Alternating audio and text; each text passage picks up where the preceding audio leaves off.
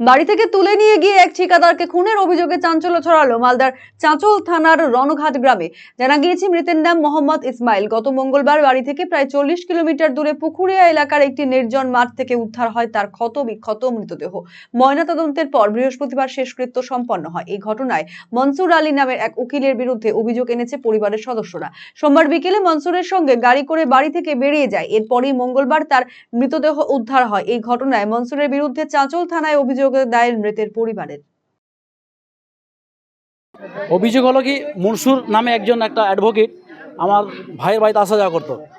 বেশ কিছুদিন থেকে আসে, 4-5 মাস থেকে আসা যাওয়া করে।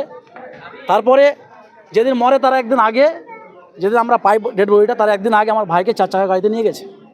মনসুর আলী অ্যাডভোকেটটা নিয়ে গেছে। তারপরের দিন থেকে আমাদের কোনো খবর নাই। আমরা বাইদি বাই জানছি পুলিশের মাধ্যমে কি ওর নাশ পড়ে আছে কোথাও। আমরা গেলাম থানা, কোথায় আমার ভাইয়ের নাশ পড়েছিল আমরা দেখতে গেলাম মাঠে। তো পুকুরিয়া থানার মধ্যে একটা বিশাল বড় মাঠ আছে, সে চারিদিকে জঙ্গল, বড় একটা মাঠ। ওই মাঠে ওখানে পড়েছিল, রক্ত ঢোড়া মারা একটা মাঠ বলছে নাম। ওই মাঠে পড়েছিল রক্তাক্ত অবস্থায়। আমরা ছবি করে নিয়ে এসেছি।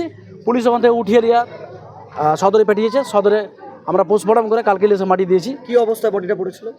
বডিটা তখন জীবিত ছিল, অল্প, পুলিশ যেটা বলছে জীবিত ছিল। পুলিশ হসপিটালে করেছে, হসপিটাল দিয়ে মারা গেছে আমার ভাই। মানে বডির গায়ে কোথাও ক্ষত চিহ্ন দেখছেন?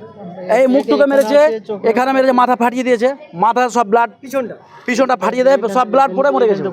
ওকে কি খুন করা হয়েছে? খুন মেরেছে, হ্যাঁ, পায়েও মেরেছে, তারপরে খুন করেছে তো স্পষ্ট। কে খুন করেছে? খুন মনসুর আলী যে নিয়ে গেছে। এখন আমরা ওকে দায়ী করছি, যেহেতু আমার ভাইকেও নিয়ে গেছে। ও তো